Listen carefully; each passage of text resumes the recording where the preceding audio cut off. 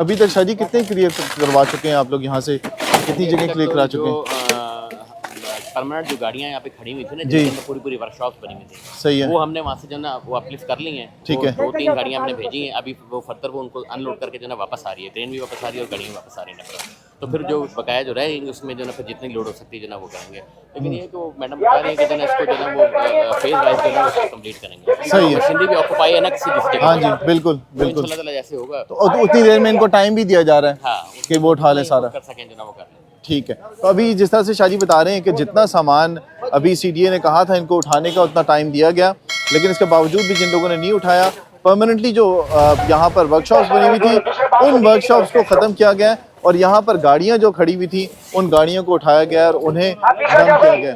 और उन्हें डंप करने के बाद अब CDA की टीमें वापस आ रही हैं। अभी आप देख रहे होंगे लोग सामान हटा रहे हैं, अपना सामान उठा रहे हैं साथ साथ, क्योंकि CDA जब ऑपरेशन करेगा उस वक्त ये सामान किसी के हाथ लगने वाला नहीं है, क्योंकि ये कई सालों से यहाँ पर ये सिलसिला जारी था इनक्रोचमेंट का।